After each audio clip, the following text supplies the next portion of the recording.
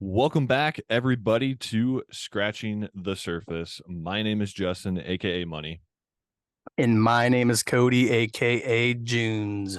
and we want to just say thank you for anybody tuning in. It's a glorious Saturday here, and a great weekend to talk some horror. So we got a good movie to review.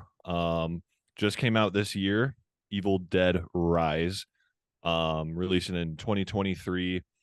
And part of the series, the fifth movie in the series, I believe, of this franchise with Evil Dead. So we are excited to jump into it. But thank you for anyone again tuning in. Uh, we are on Spotify, YouTube at Scratching the Surface 100. A recent TikTok channel made. You can look us up there and on Apple Podcasts, and so on and so forth. So, Junes, I'm pretty excited to talk about this. This is a fun one. And when I watched the first time, knowing what Evil Dead was for the franchise, I kind of had an idea of what I was getting into. I think they did a really good job paying homage to the originals while also still being a little bit inventive and not being fully restrained by the fact that they've had 3, 4 movies prior. So a little bit of that inventiveness and the level of practical effects were phenomenal and very, very enjoyable.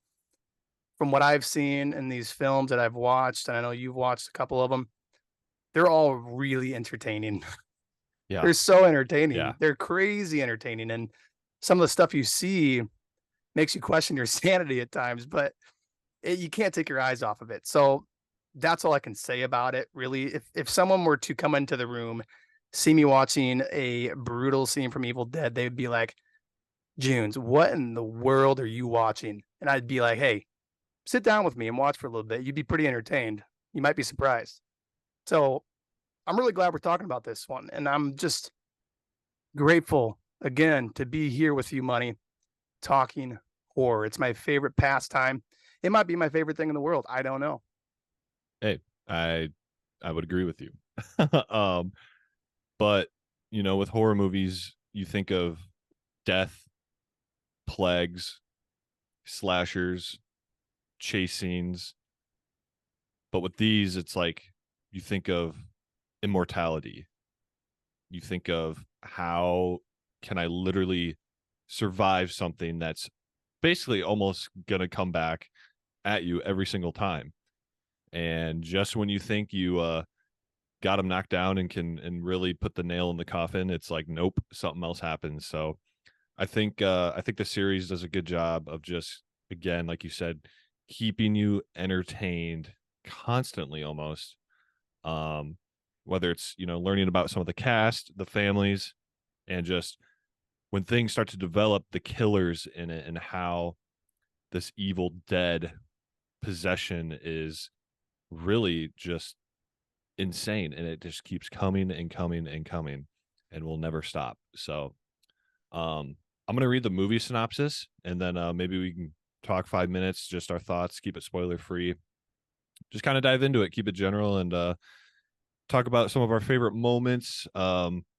Obviously there's a lot of gore in this, so we'll cover just about everything we can. So um but yeah, so the movie info goes: in the fifth Evil Dead film, a road weary Beth pays an overdue visit to her older sister Ellie, who is raising three kids on her own in a cramped LA apartment.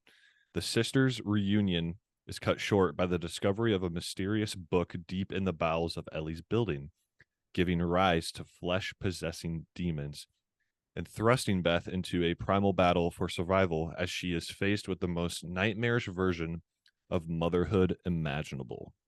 So, like I said earlier, came out this year. I think with how they film this and the cinematography and effects just screams like 2023.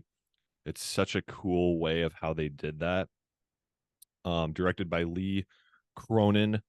Um, and actually, so far, it's grossed 67.2 million box office as of today. So, and that's according to Rotten Tomatoes. So that's pretty crazy compared to really some of the other movies we've talked about, don't you think? Yes, yes, definitely. This franchise has really good critical reviews all throughout as well, which I was surprised to see being the type of movies they are. Usually with critics, you see this level of gore and they shy away from it. And you might be seeing a 50% score on these at best, but looking through the whole list of films for Evil Dead, they perform very well, both from critical success and for the box office. So they're getting people to go with the marketing. Marketing for this one was really, really good. And then they are giving people a really good film to watch, which is leading to really good reviews. And to have another movie like this one, I think they have a lot of future ahead of them. So long as the original director, Sam, I can't remember his name, but as long as he's still in the mix, I think he'll try to have some more made in the future. So that's exciting. Oh yeah, for sure. Um, uh, you know, with the whole franchise, I haven't obviously seen all of them. I would love to.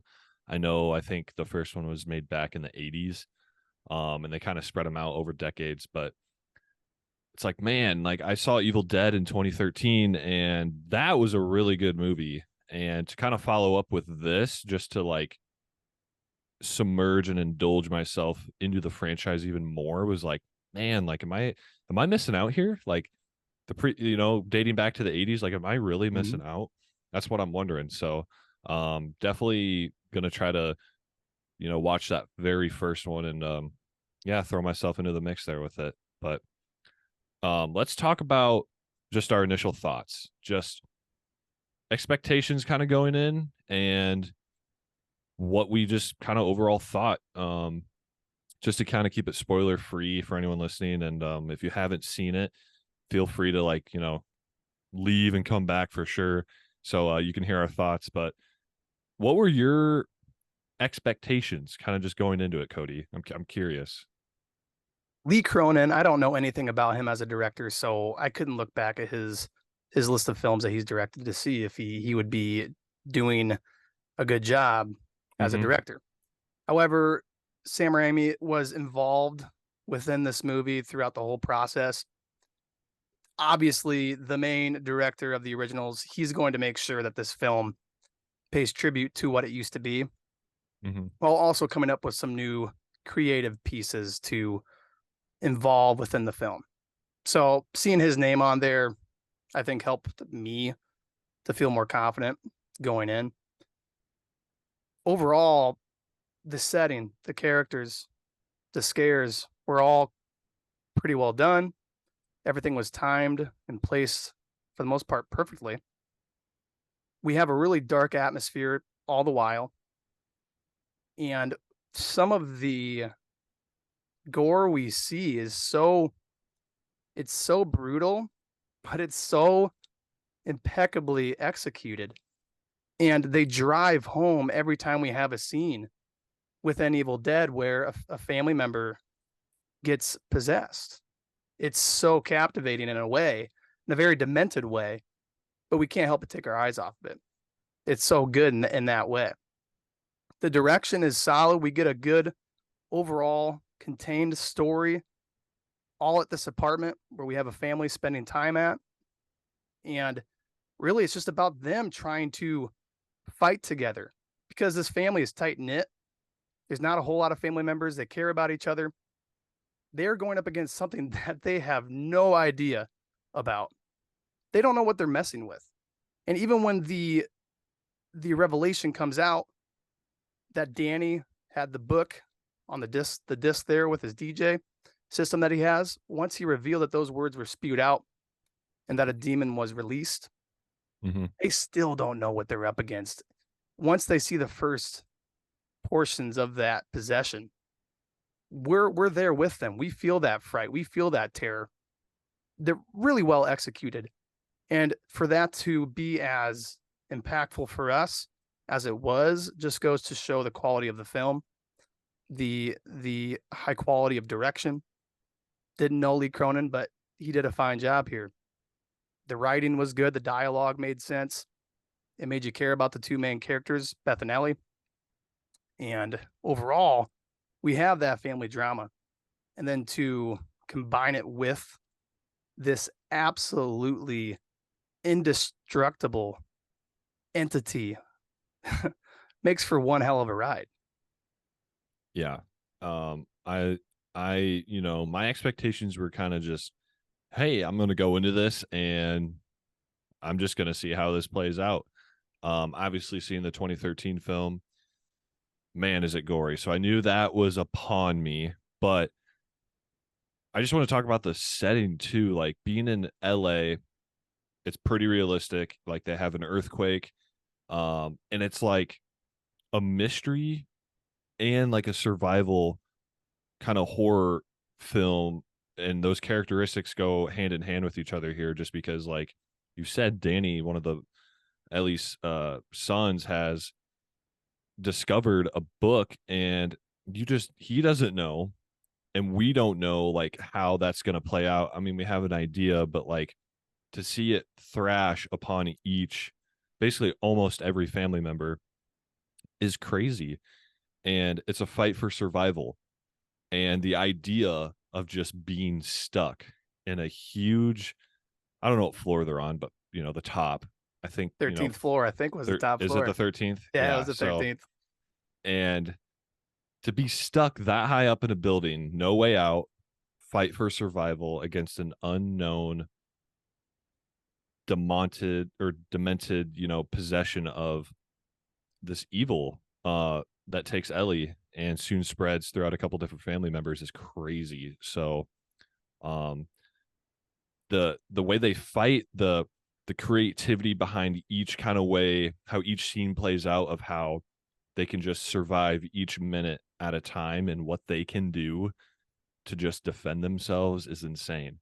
Um, so hats off to Lee, the director. Just, man, it kept me intrigued. And yeah, this is a different kind of, this isn't your your average typical everyday horror movie. This is like, I feel like you're either going to really like it or you're just kind of going to be in the minority or majority of I don't know, people that just are like, nah, this ain't my style. This is not my taste. So, yeah, yeah. Overall, just low expectations, but I think they, passed the bar for me. So, and we will get into ratings at the end. I'll read Rotten Tomatoes. Cody and I will share ours, and we don't share our ratings until the day of the pod where we actually talk about it at the end. So it's all raw. It's authentic. So we're gonna dive into that later, and yeah. So let's get into the movie. So I loved the opening scene, and we get a really cool like POV shot throughout this lakeside cabin in like the forest. And because we see that, I think, in Evil Dead 2013, the one I've seen anyway, where like you're chasing these people, and like you're the shot of this Evil Dead that's swarming throughout the forest looking for its next victim. So I love that opening scene, and we get introduced to a couple different characters. And I was like, holy cow, because in the trailer too, we saw, you know, someone at the time just rising out of the lake. And I'm like, oh Mhm. shit, like something's gonna happen here. And this, we get uh a really cool opening scene of just these couple people who are, just trying to enjoy their time. And it's like, man, like how is this gonna turn out? Because we see in the trailer also just a completely different setting. So I'm wondering how this is going to go from like a lakeside cabin to what we now know is like that LA apartment. So, what did you think of that opening scene and the shots we get? And I love the title card too, by the way, when I think it's Jessica, I think it's Jessica at the time rising out of the lake. Yes. Yep, that's Um, correct. who, man, that was, and then you had like the choir music in the background and the title card across the scene. That was phenomenally done. I was like invested right there. I'm like, this is probably gonna be a pretty good movie. Yeah, good opening sequences. I Yeah. enjoyed it. I think they established what we were getting into for us very well. Teresa, when she goes to check on Jessica there in the cabin because she wasn't feeling great, you knew something was off. Jessica was unresponsive. She wasn't saying much. You knew there was something wrong. And I mean, we could talk about the kills quite a bit this episode because there's some freaking crazy kills. We have Jessica literally rip off Teresa's scalp full force. So that was just shocking to see that so right off the bat in this movie. That blew me away. I thought it was so good. I thought it was so good. And then we have Caleb getting killed too out by the lake. Great opening when we have Jessica rising from the lake, like you say. How good is that? Evil Dead Rise. That's how this movie feels throughout, as if these Deadites are combining their talent together to take out these humans one Yeah. by one. That's what it's going for, and that was great marketing all around for the movie. And I think that's why it performed pretty well at the box office. Having that type of title card was very eye catching, and I think it definitely got people to go. Great opening scenes. And then we cut straight to the apartment, like you say. We've got our main family members there: Beth, Ellie, Danny, Cassie, and I believe Bridget as well. They're all very tight knit. We are given the impression that Beth and Ellie have some disagreements. We have Ellie who's trying to take care of her family all on her own.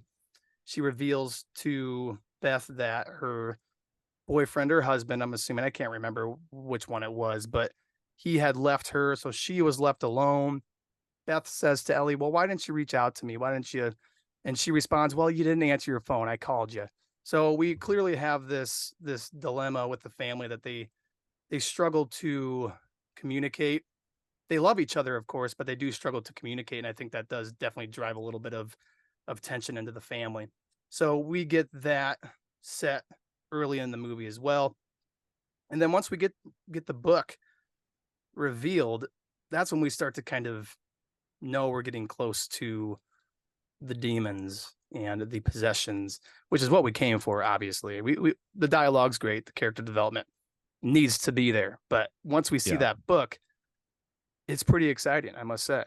Yeah. Once we, a little bit later in the movie, once we discover the book, the movie takes a whole different direction. And it's not all fun and games as soon as that book's discovered. So, uh, talking about the characters too for a sec, I loved every single one. Um, Especially the kids in this movie. Phenomenal acting, I think. Um, Hats off to Cassie, the youngest sibling, who's played by Nell Fisher. Such an innocent child in this movie who ends up surviving till the very end, surprisingly. I really thought something would happen to her. But hats off to her. So I learned like, okay, this is literally the most innocent girl, and I can't remember the name of it, but she had that like, uh, what was it? I think like a doll's head on a stick that eventually impales Bridget like kind of later in the movie, and like just such cool foreshadowing on that because I'm like, oh, that's definitely going to be like used later in the movie. Um, and talking about Bridget too, I got like rebel vibes from her, like like a really good defender, kind of like someone who is very independent. And then you have Danny, the DJ, I like to call. um, just his curiosity got the best of him, man. Yes, it And like did. we see a scene with him and Bridget like fighting, like, no, this is all your fault. When things start to take a turn, like this is all your fault. And he's like, I didn't know it would happen. And like he even kind of like admits to it later, like when all hope is lost, he's like, yeah, this is my fault. Mhm. So very, very interesting family. But like I said, reading the movie synopsis, like it's a single mother living in an apartment who we later, find out they're tearing the building down. I don't know if you remember that. And she's like talking to Beth, like, oh, we have a month to move out. And then, she's like, oh, I wish I could help. Like I would have came here right away. And like you said earlier, that's when she's like, I called you twice, left voicemails. And we get a really kind of sad scene where she's like replaying the voicemails back. listening Yep. to Ellie say, "Hey, I need help, blah blah blah, this is happening," so on and so forth. So, and that creates some tension, and yeah, and then so I'm curious because I like the realism in it a little bit. I'm curious what your thoughts are, but like being in LA, they do have, I think the news it said a 5.5 earthquake Yeah. there. And of course, all the kids are getting pizza and they come back and they're in the parking garage and boom, it happens. And Ellie and Beth are just in the apartment and they're split up. So it's like, oh my gosh, like you have this earthquake now. They're wondering where the kids are, if everyone's okay. Cell towers are out. They can't make phone calls. So I'm like, man, like, how is this going to go? So what did you think of that earthquake and like, obviously, Danny discovering the hole with the book in it, or I guess the bank vault, um, which is so strange. Did they explain the bank vault at all? Like, and why it was previously there? Or like, because I think they said the building used to be a bank, didn't they? Yeah, there wasn't a whole lot of explanation as to why the book was there. They may have touched on it briefly, but nothing beyond that. And I Right. just want to say, you mentioned it earlier, and we're not going scene by scene in our episodes here going forward, which is unfortunate because I love touching on scene to scene. So we will miss things here and there. We will try to touch on the important stuff. But I just wanted to mention, Money, what you said before about the zoom in or the almost like running forward into this apartment with this POV that we see in similar fashion for the first Evil Dead, the second Evil Dead, the Evil Yeah. Dead in 2013. I think this is so effective because it gives us this idea that this possession, this demonic entity is honing in on its target and it is ready to take over. So I love that you mentioned that earlier and I failed to talk about it because that's something that is very common for each of these Evil Dead movies. So it's so good.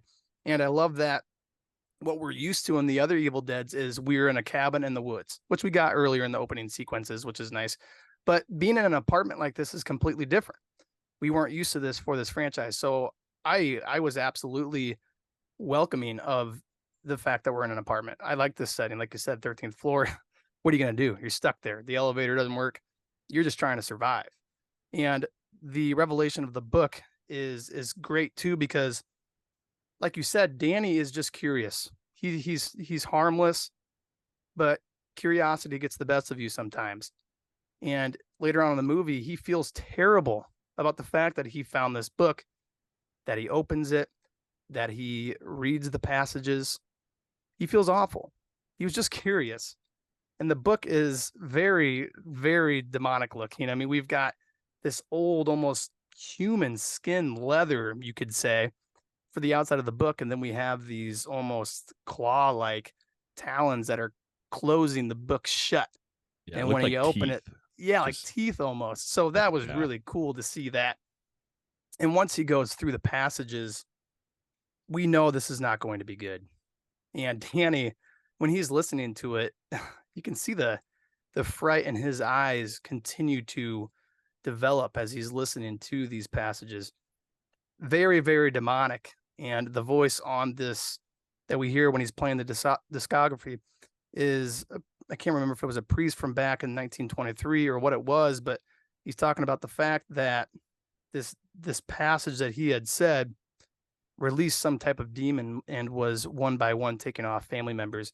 So Danny knows that this isn't going to be good potentially, and that there could be some harm in the future for his family members. Right. I loved how they incorporated his DJ esque, if you will, setup to like actually listen to those files he got. And I think they had to play them in reverse to listen to actually make out Ooh, the yeah. English that they were saying. And we see Beth do it later on when she's trying to like tell Danny, like, hey, I need to let me listen to this. I need to listen to the rest. Maybe there's a piece of the puzzle or story that I'm missing. So that was phenomenal. And yeah, I mentioned earlier just being trapped on this 13th floor and how this movie is going to play out with Evil Dead in this apartment is crazy. So we do see the possession of Ellie in the elevator, the like you said, the POV shot of the Hmm. demon entering her, if you will. And man, does things take off from there. The kids are like, they're starting to look at her, their mom differently, Ellie here, and like start questioning things. Even Beth is like, "You okay?" And the way, dude, this movie too, like the way the makeup effects and the way they transform all these characters, these deadites, if you will, is crazy. Like the look of them, like legit evilness in their face and in their body, and the way they walk, and their posture, everything down to the smallest Hmm. detail is like perfect for this type of movie. And we see the possession of her, things start happening. The kids are looking at her differently, things are going on, they're questioning things, and we start getting some crazy scenes here with her and the family. And I can't remember at which point when she really starts to like attack, because I think we get like a scene where she's in her room laying down and oh, before I should say that too, we actually get introduced to some of the neighbors as Hmm. well. If we want to hit that or not. One of my favorites was Gabriel, like her like next door neighbor Hmm. down, who at first offers her to like take his car to go find her kids when that earthquake happens, and we see him later on. And then there's another guy, older gentleman who's, I think Mr. in every Fonda, scene I we think was his name. Yep. okay, yeah, who we see in every scene like have a cigarette, Hmm. and he's got this pet cat, Yep.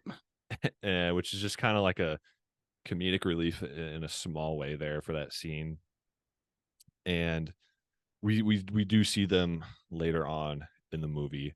So just wanted to touch base with that. There's not many characters in this movie, so it's, before this, Cody and I were even saying like, yeah, it's, pretty straightforward movie. Hmm. So with the cast anyway, so Ellie starts to kind of go on this tear, and so many things happen with whether people get stabbed or bones break. The whole apartment's just getting wrecked, and she's now like a full deadite. She is completely possessed, and throughout this movie, you can kind of just see her body decay more and more, and flesh ripped open, Hmm. like more blood. Obviously, the gore in itself is there. So, what did you think of these events, Junes, as Ellie started becoming possessed and things kind of just started to unfold? The initial possession is subtle. You don't see it right away. I think the first scenes we have of Ellie after she's been possessed in the elevator is of her cooking eggs on the stove. Hmm. She's just dead to the world. Her family members are outside the kitchen watching her cook these eggs, but she's essentially just dropping the full egg with the shell into the pan and cooking them. So Yeah. we've just got a pan full of egg and eggshells. She clearly is not well. The family members have no idea what this is about. Like Danny knows that book probably was not good, but he has no idea that this is why she's acting up and why she's being weird. She's being beyond weird, man. A lot of these are very tense, very well executed. The family members, the terror they have, the fright they're feeling is so genuine. Every time that we have Ellie turn around and look at them with those demonic glowing eyes, you feel scared. She's ruthless, man. These deadites, it's so hard to stop them. And that becomes more and more evident throughout the movie for each of the family members that how in the world are we going to kill her? How are we going to take her out? Because your first thought is to not kill her. You think she's sick. No. You want to help her out. She's your mom. So you're just assuming that she's sick and you can help her out. When in fact, that's not the case. And what they probably should have done right away is take her out. But you're not going to do that. So they rest her on the bed. They let her try to get well. She doesn't. There's even a scene when she's lying on the bed where her eyes are just wide open Yeah, like and a Gabriel fly tries to buzzes on it.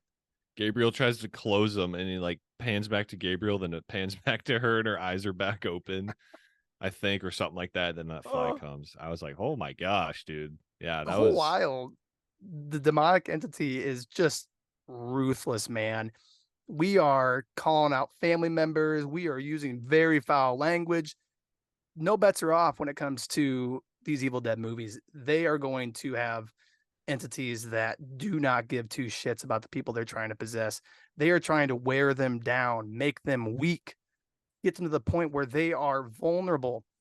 And they do a really good job here because some of the stuff you see is really really impactful and really hurts to see as a family member. So a lot of those scenes are what makes the movie.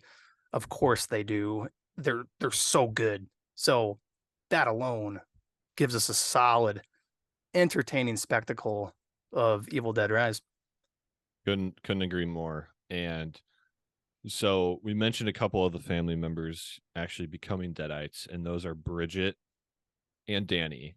So, and then you have Ellie, who is the original possession. So earlier we saw in the book with Danny, which by the way, the book it showed, obviously the outside. We learned that it's made out of human flesh, Mm-hmm. so forth, and and what's cool too is Danny gets pricked in the finger by those teeth, and the blood seeps into the book, which actually opens it.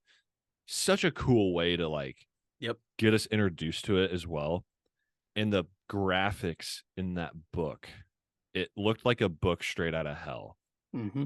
The graphics in it, the pictures, you could hear like in the background screams of these, you can imagine people being tormented, taken over, the killings in there.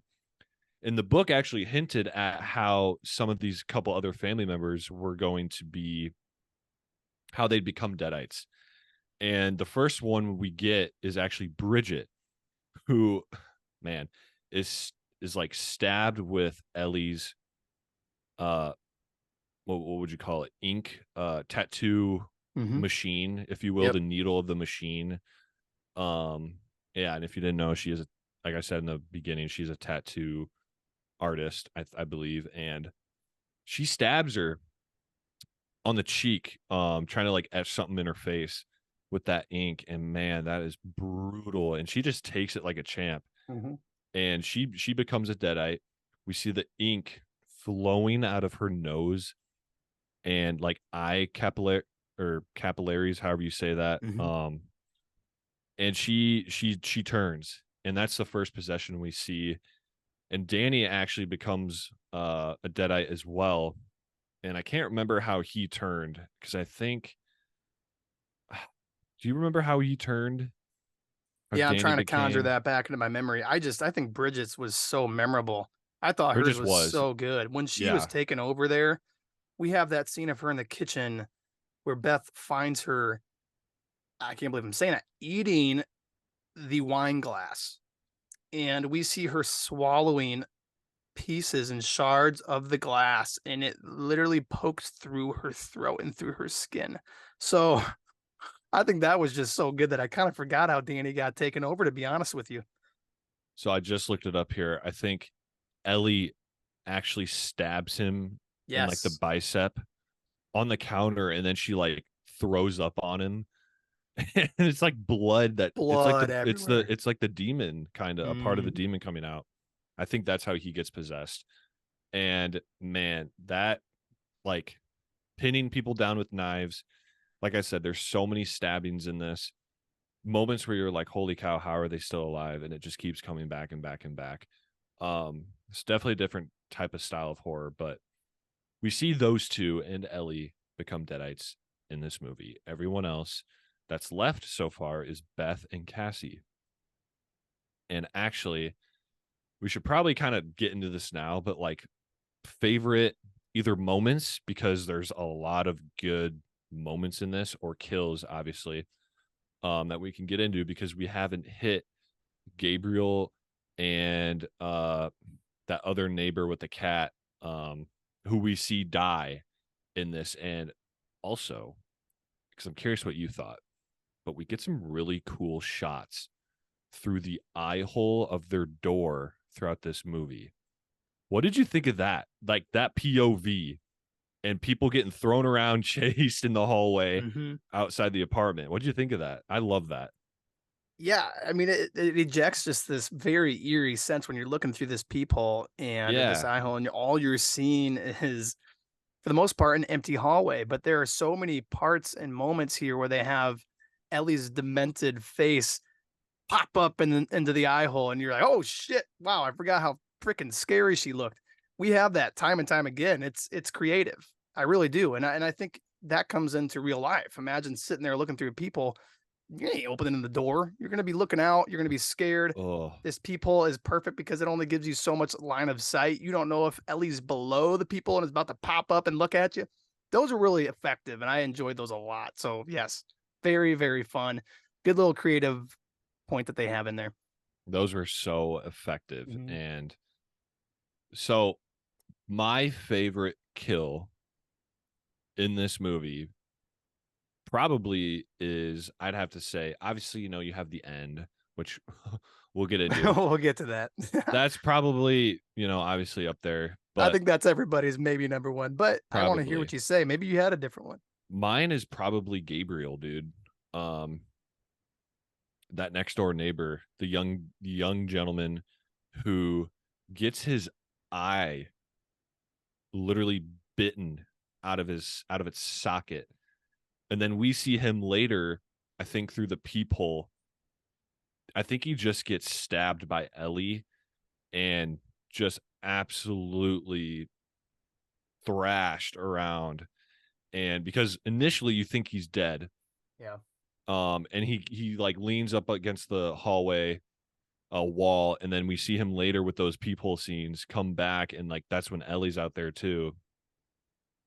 She's actually stuck out there for a while, and we see Ellie come back, just thrash him around, and the way they portrayed that in that initial, you know, scene where you think he's dead, it's like holy shit, this dude just got freaking like she bit his eye out. How do you bite an eye out? Like that's so weird. Like so the shots and the angles they had on him too when that was happening was crazy. But yeah, I think Gabriel was definitely mine. And then obviously when they're all conjoined at the end, honorable mention for sure. But I like to try to keep it aside from that because yeah, that's probably everyone's pick. But Mhm. um, definitely Gabriel for me. Yeah, those side characters, you you Very were interesting hoping, how they do that. yeah, you were hoping they could help out, but in the back of my mind, I'm thinking these guys are fecked, and they were most Yeah, definitely so. So that's a good pick. I like it, but like I said, Bridget, those were some of my favorite scenes. Her eating a freaking wine glass just got to me, and the way for her to go, getting burned to death, was quite impactful. And we see her charred skin through the remainder of the movie while she's a deadite. I mean, yeah, that's just shocking stuff, man, but I'm on board for it. It was really, really good. So I would say hers was my number one. But of course, all of them were creative and all of them were equally as gory as the other. So you can't really yeah, complain about any of them, really. I think they're all honorable mentions in my opinion. And I just overall think it was very competently put together in terms of these kills. They made sense. It's very hard to take these things out. You can do whatever you want to them.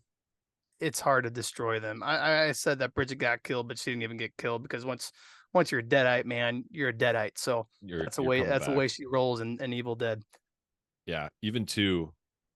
We see off screen because speaking of Bridget, Danny ties her up in like a tarp with rope and throws her on her bed, and he's like, Dude, "Oh, I thought I should tie her up." so good those scenes. And we see her like squirming in there in a this probably top three favorite scene for me Yeah, yeah. is he or Bridget is following them throughout the apartment, still tied up, and it like knows where it can like sense where they are. Holy shit, that was very that was actually pretty scary. They Um, employed the old ghost with a cloak on him. from the Yeah, past. That was it looked perfect. I it love looked that. like a Michael Myers victim that he Yep. does when he puts like a bed sheet on or over his victims.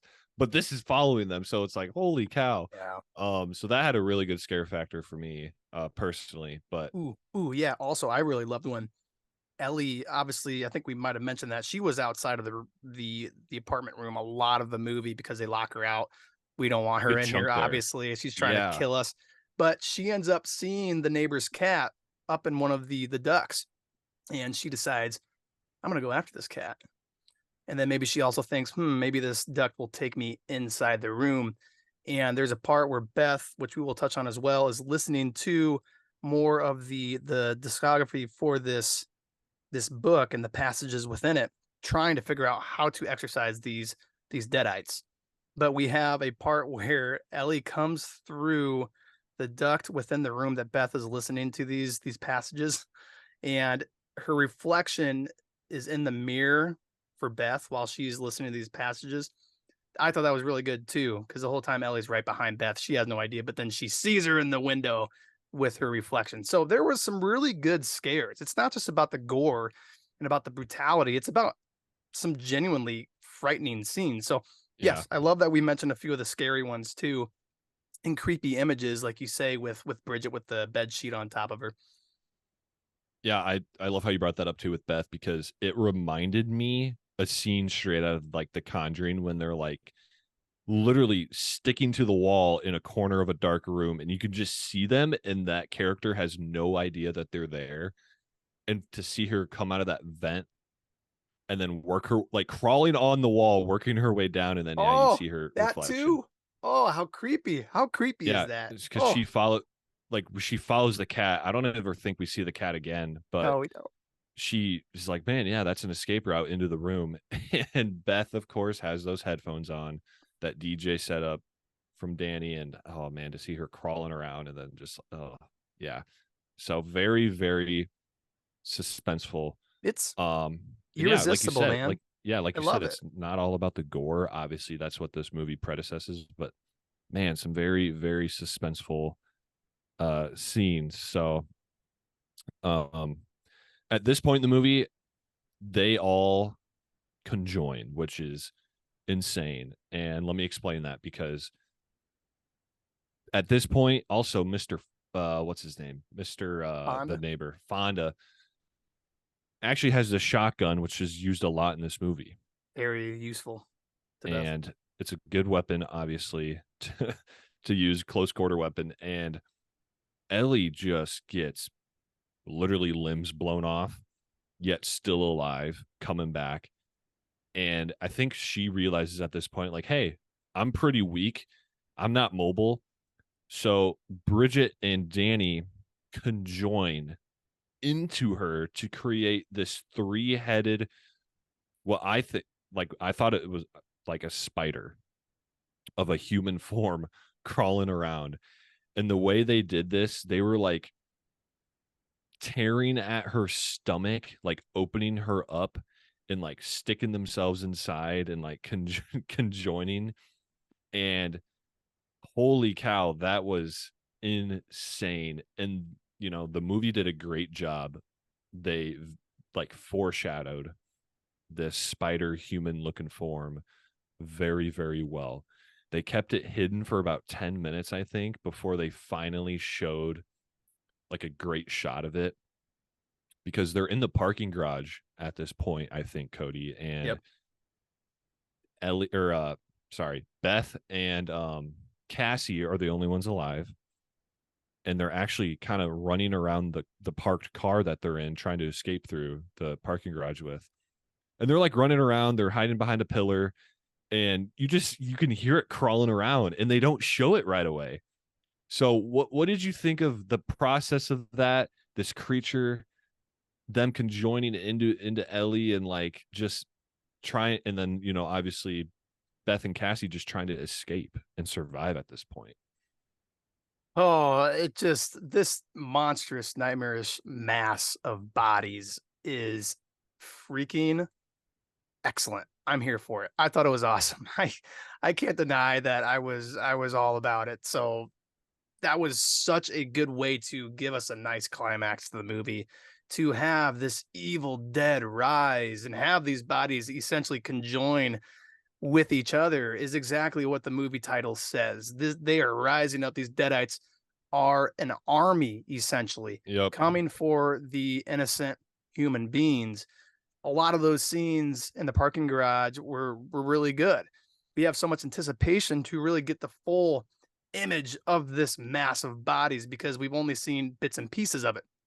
So, like you say, we have those moments where they're kind of hiding behind the corners of a vehicle that they were trying to drive out in that parking garage, and they're slowly just trying to kind of hide from the demonic deadites that are all together.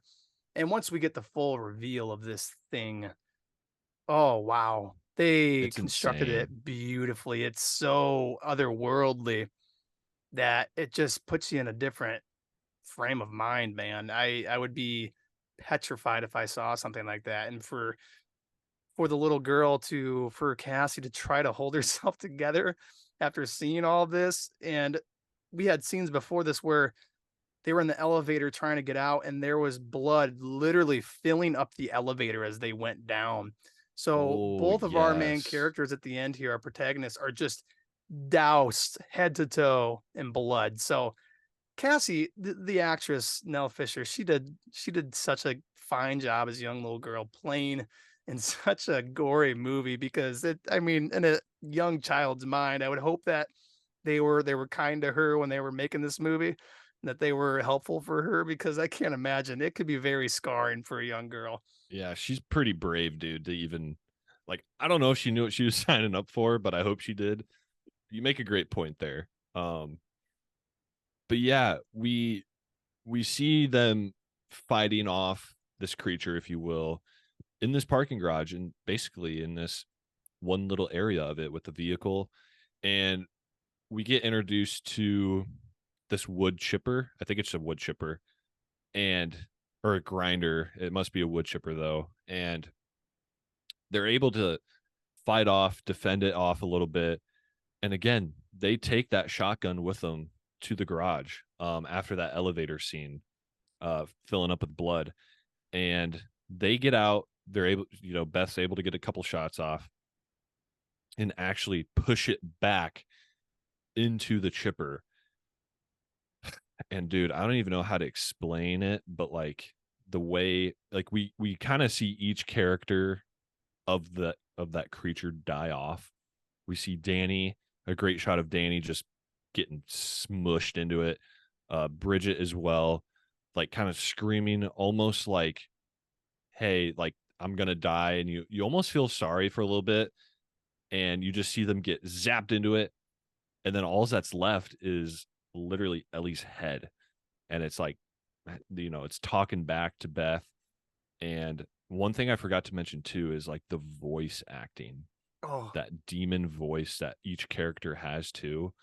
Um, Having a conversation, and we see Ellie kind of go back to her normal voice, if you will, kind of like most possession movies, like before they're about to, maybe it's an exorcism or they're about to finally release the demon or something, it goes back to that normal voice and you kind of feel pity for them. And she I think just kicks the head into the grinder or something. Um and yeah, there's blood everywhere. The chipper spewing blood all over. Just I'm curious to see how many gallons of fake blood they used. Fun fact, I don't know, but if you're listening, go look it up. Entertain yourselves with that because I'm sure they have it out there somewhere. But what did you think of them dying off and kind of how this movie's going to get wrapped up? Because at this point, I was like how Beth and this little girl Cassie, how are they just going to go about this? After what we thought defeating this I was creature. benumbed by this. I was just floored entirely to see this mass of bodies of deadites get slowly enveloped by the wood chipper is unlike anything I've seen before. I think we've seen wood chippers in some of these gory movies used, but I don't think they've been used as well as we see in Evil Dead Rise. And we have, like you say, the final, literally, head of Ellie still calling out Beth and still trying to fuck with her head. Yeah. And Beth takes that chainsaw and she is essentially trying to drive it through the entire head of Ellie. That's unlike anything I've ever seen before. I really do truly think that. So beautifully done, as gory as it is. I fucking love it. So, and overall, to see them all pushed through and all the blood that comes out goes to show just how much time they spent considering all the blood they would have to have for this movie. So, so good. So good. Yeah. And actually, one thing I forgot to mention, not only did they have the shotgun, Cody, but they had a chainsaw. And I think that was kind of a callback to Evil Dead 2013.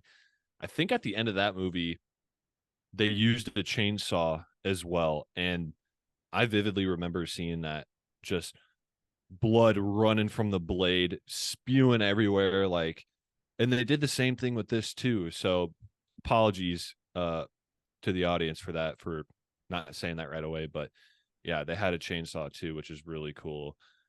And so we're finally kind of wrapping this up. And what did you think of kind of the final scene there, that we get in the movie? Because I was wondering how this was gonna kind of wrap up, Yeah. walking away from what what just happened. Well, we see in the other Evil Deads, there usually is one survivor. Most of these people do not make it out. They're lucky to survive. There is no safe character, which is really a great factor of these movies, knowing that anybody can be killed off at any point and killed off in the most brutal of ways. Obviously, Cassie, we don't want to see that. I'm glad they didn't go that route. So kudos to you guys, the directors and the writers, for not doing that. But every character is fair game in these movies. So we do have Beth and Cassie get out alive, which is awesome to see some of the family members at least get out of this just traumatic experience they had to endure.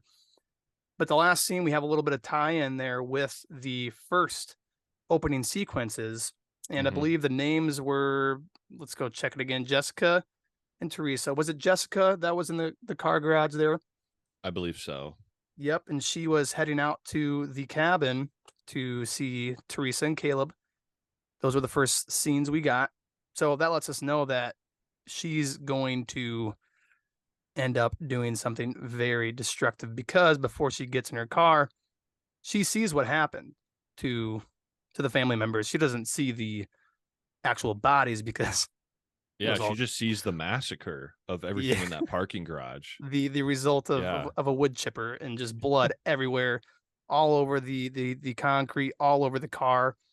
And then we have that POV shot again of the demonic entity right into her body. So that lets us know that she is now possessed. She's going to this cabin. The possession might not take effect straight away, but it will.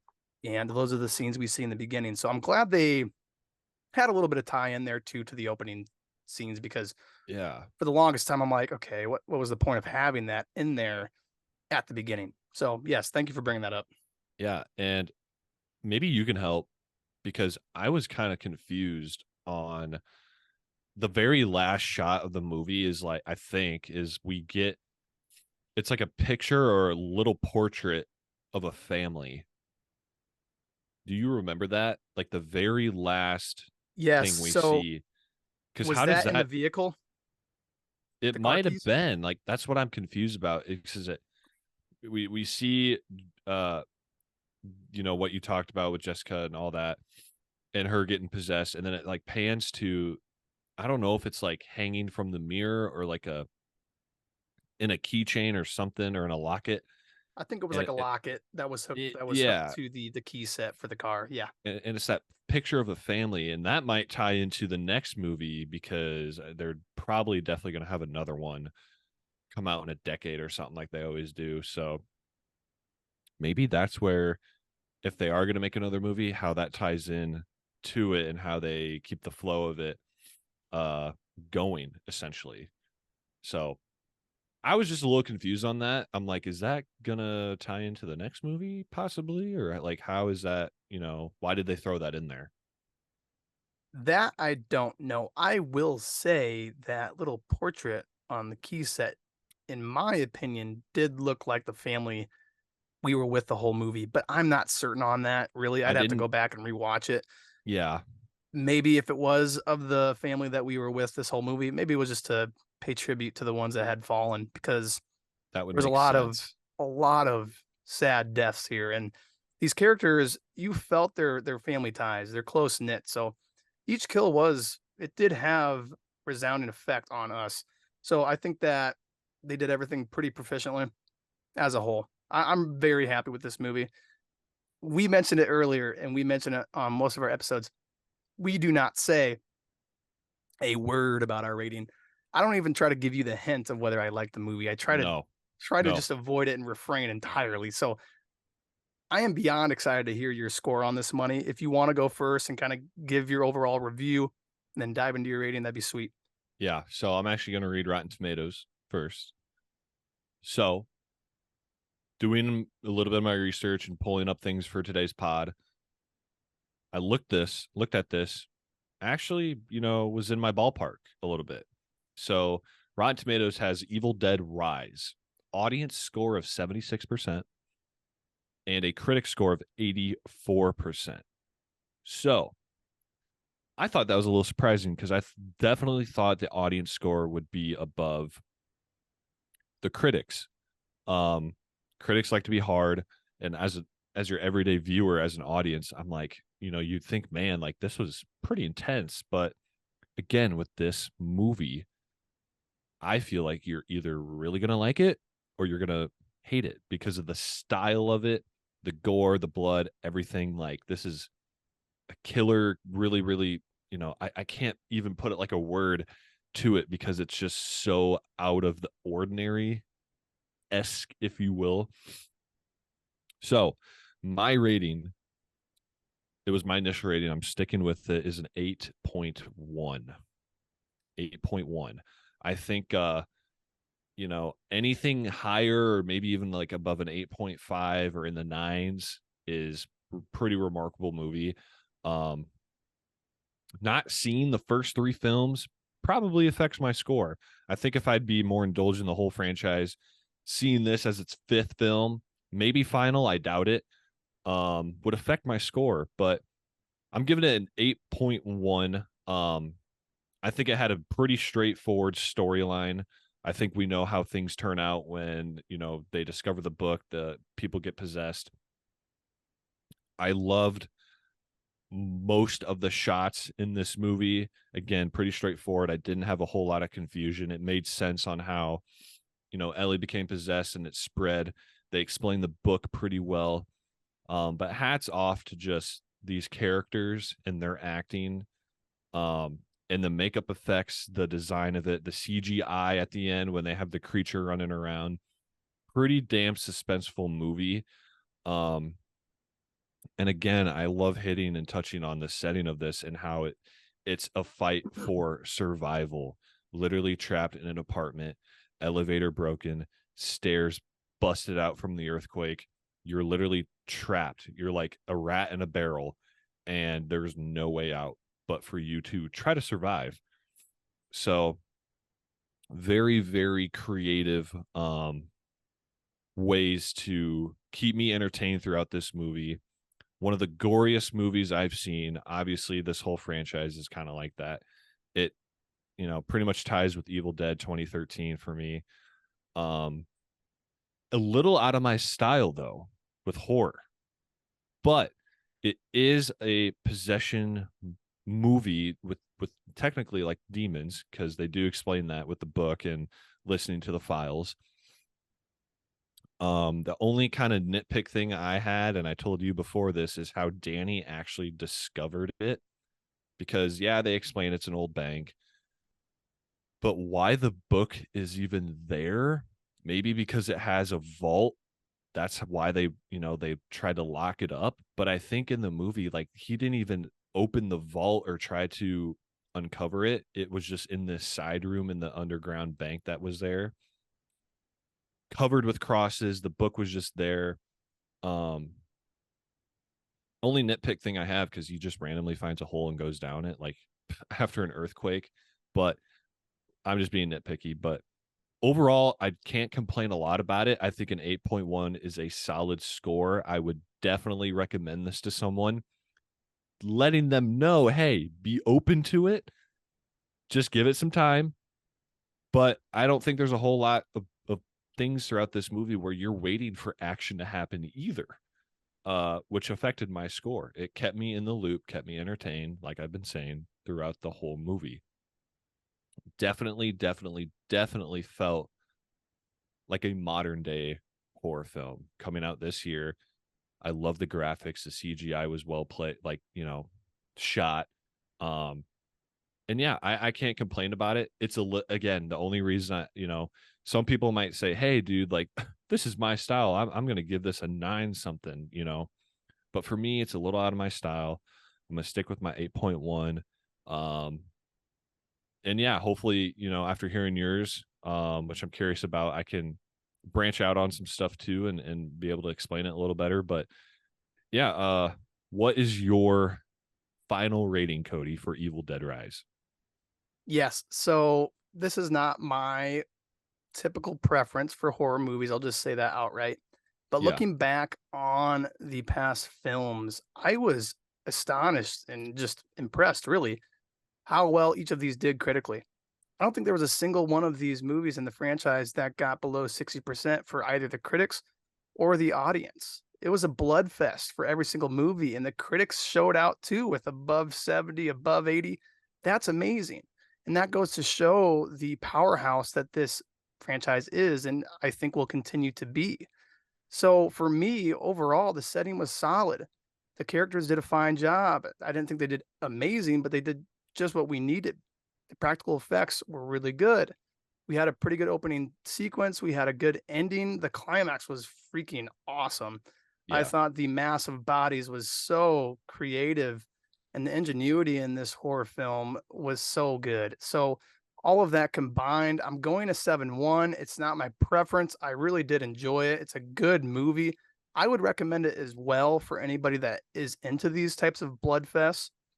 You're going to get a really fun, entertaining movie no matter what. And I think as long as they kind of stay with the themes they've had in the past movies and stick with it, I think each of these will perform well going forward. So my final score, like I said, is a 7-1. I would rewatch it. And it gets me really interested to go watch some of the other movies again because clearly they did something right with them and they have a good thing going. right, right, yeah. And for me, anything between a 7 and 8, yeah, it's going to be pretty good. But anything above an 8 is like, I enjoyed it pretty damn well. I'm going to stick with the low 8, obviously 8.1. Again, like you said, it's out of my style.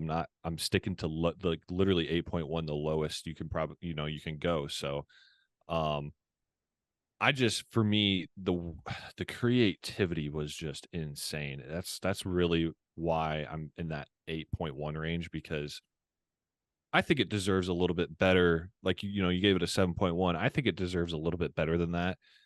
Just the amount of work that went into this movie, the incredible scenes, the blood, the elevator, the possessions, the way the family turns, the fight for survival, the setting.